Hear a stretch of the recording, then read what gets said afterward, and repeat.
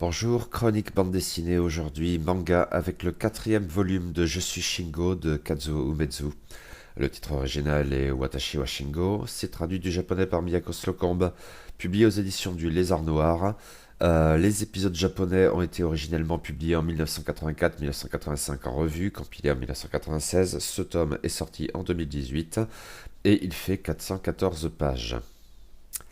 Avec pour le coup un peu de retard sur la parution, je reviens sur la série Je suis Shingo d'Umezu Kazuo avec un tome 4 sur 6, aussi déconcertant que ses prédécesseurs, mais que je ne suis pas bien certain d'avoir autant aimé pour le coup. En tout cas, l'auteur y a pété un câble, ou disons plus exactement, un de plus. Comme d'hab, le risque de spoiler est non négligeable, alors méfiance. Le tome 3, en fait avec un petit prologue tout à la fin du tome 2, avait fait basculer la série dans l'horreur, le genre de prédilection de l'auteur, en même temps que la dimension proprement science-fictive devenait toujours plus frontale.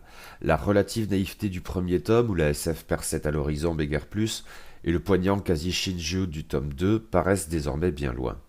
Impression renforcée par le changement des protagonistes principaux. Depuis, Marine et Satoru n'ont guère été qu'entreaperçus ici ou là, davantage d'ailleurs la petite fille exilée en Angleterre que son amoureux. L'essentiel de ce tome 4 poursuit dans cette voie, en introduisant de nouveaux personnages qui, dans leur confrontation au robot Shingo, ne lui volent certes pas la vedette, mais n'en occupent pas moins le premier plan comme antagoniste le cas échéant tout au long du volume. Cependant, Marine se voit accorder un certain nombre de pages, bien plus que dans le tome 3, et à vrai dire probablement les plus problématiques de ce tome 4.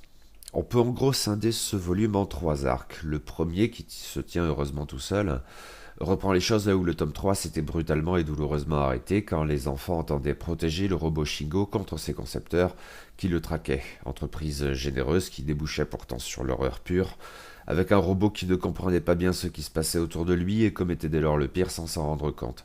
Shingo, quoi qu'il en soit, a trouvé refuge dans un immeuble en cours de démolition, mais il est toujours obsédé par le désir de retrouver ses parents, Marine et Satoru. Pour ce faire, une prise électrique de bonne loi lui permet de communiquer avec l'extérieur, même sans bien comprendre à qui il s'adresse et ce qu'il peut en attendre. Par chance, il éveille ainsi la curiosité d'un nouveau petit génie de l'informatique après Satoru, un autre petit garçon passionné par les possibilités ouvertes par le hacking aussi bien que par les jeux vidéo, et qui, dans son rapport avec le robot, croit en fait jouer à un jeu d'un nouveau type, en même temps qu'il comprend que des tiers, les concepteurs de Shingo, mais lui n'en sait rien, surveillent ses actions et pourraient prendre le contrôle de son ordinateur en cas de boulette. Si le tome 3 dans ses derniers chapitres me faisait immanquablement penser à une version gore dit-il extraterrestre de Steven Spielberg, ici nous louchons clairement sur le Wargames de John Badham, là encore tout récent. Le film est sorti en 1983 et ses épisodes datent de 1984-1985.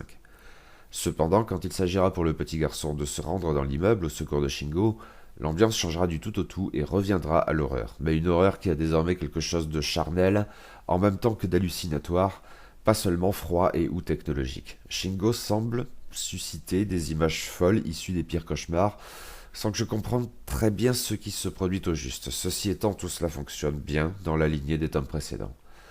C'est ensuite que ça se corse. La seconde moitié du volume est en effet occupée par deux arcs plus ou moins parallèles et qui nous éloignent cette fois du Japon. Nous avons tout d'abord plusieurs chapitres qui se déroulent dans un bateau à destination de l'Angleterre où la présence de Shingo suscite des scènes cauchemardesques qui renchérissent sur l'horreur hallucinée du début du tome, avec moult atrocités éventuellement très visuelles, accompagnées d'ailleurs d'images proprement psychédéliques à la manière du pire bad trip de votre existence. Parce que Umezu est un maître de l'horreur, cela fonctionne plutôt bien, mais je n'ai pas été totalement convaincu cette fois. On a quand même vraiment le sentiment d'un arc de transition avec scènes et personnages jetables, dans un récit qui pourrait éventuellement être lu indépendamment et se montrer assez satisfaisant de la sorte, comme une nouvelle en forme de condensé d'horreur en huis clos, à la The Thing ou peut-être plus encore Alien en même temps, le film de Carpenter date de 1982, celui de Ridley Scott de 1979, mais qui m'a paru ici un peu trop redondant, même avec des apports relatifs, hallucinatoires, voire body horror, et à vrai dire, bien trop dilatoire par ailleurs. Mais surtout, il y a le problème de l'arc parallèle. Nous sommes cette fois en Angleterre, plus ou moins autour de Marine, et Umezu Kazuo se lance dans une sorte de délire paranoïaque sur le sentiment anti-japonais dont je n'ose déterminer s'il doit être pris au premier degré, au second degré, ou au 37e post-post-méta-degré. Et pour le coup, on est là aussi tenté de faire péter les références filmiques, du genre cette fois Les Guerriers de la Nuit 1979, voire tout bonnement avec une carte post-apo plus franche, Le premier Mad Max, 1979 aussi, et peut-être même le second, 1981, sans même parler de tous les nanars italiens notamment qui ont voulu surfer sur cette vague à la même époque. Quoi qu'il en soit, les Anglais n'aiment vraiment pas les Japonais, un thème qui avait été vaguement introduit dès le tome 3, et qui prend ici des proportions tout autres. Des furies à moto sèment le chaos dans les rues et traquent, agressent, torturent et tuent les Japonais qui leur tombent sous la main gantés de cuir clouté. Au fil de scènes un tantinet nauséabondes qui évoquent plus qu'à leur tour la nuit de cristal. Difficile de prendre tout ça au sérieux, d'autant qu'Umezu en rajoute une couche sur le rapport des Japonais à la technologie et aux machines, forcément. Ce connard de Robin, qui compte bien se farcir la petite marine, répète le même gag un peu avant à plusieurs reprises où il s'étonne de ce que tel ou tel objet de la technologie de pointe japonaise, une télévision par exemple, connaisse des ratés. Si c'est japonais, ça ne peut pas ne pas marcher. Ce qui est vaguement drôle une ou deux fois devient pénible à la cinquième ou sixième itération.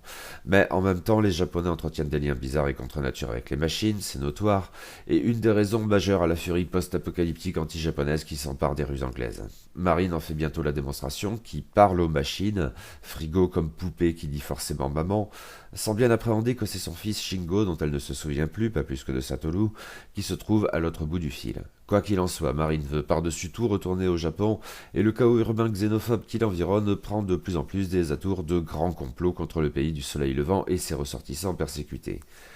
Et franchement, tous ces passages, c'est un peu rude. Régulièrement ridicule, en fait. Parfois, je suppose que cela tient à une démonstration d'humour pas qu'un peu tordu de l'auteur, et l'idée de la poupée est plutôt bonne par ailleurs, et le cauchemar vécu par Marine est palpable. Mais l'accumulation produit un effet un peu nauséeux qui a fini par m'assommer. Alors, premier degré, second degré, 37e post-post-méta degré, je ne me sens pas capable de trancher, ou je n'ose pas, plus exactement. Peut-être la suite nous éclairera-t-elle davantage. Reste que ces chapitres ont pesé dans la balance et mon sentiment est donc bien plus mitigé qu'au sortir des 3 tomes qui précèdent. Peut-être est-ce par ailleurs ce qui a renforcé un sentiment du même ordre concernant cette fois le dessin, de manière sans doute injuste car on est dans la continuité des tomes précédents et de bon nombre d'autres œuvres de Umezu Kazuo. Mais si les planches les plus expérimentales sont toujours aussi fortes, qu'elles jouent à nouveau des visuels informatiques ou technologiques ou s'aventurent sur des terres hallucinées davantage fantastiques, et si quelques scènes d'horreur ça et là sont parfaitement horribles et font mal aux yeux, ce n'est qu'un exemple, le dessin plus lambda de la narration normale convainc moins, avec notamment ces personnages qui ont toujours la bouche ouverte en forme de rond noir et qui hurlent la moindre de leurs répliques. Cette BD fait littéralement mal aux oreilles, et ce qui se justifiait pour le Satoru puéril du début du tome 1 passe moins bien ici. Peut-être faut-il que je mûrisse un peu ce tome 4, peut-être faudrait-il par exemple que je le relise au calme avant de me lancer dans le tome 5, qui ne devrait plus trop tarder en principe. Mais en l'état, bilan plutôt mitigé donc, bien inférieur à celui des tomes précédents, mais on verra ce qu'il en sera de la suite.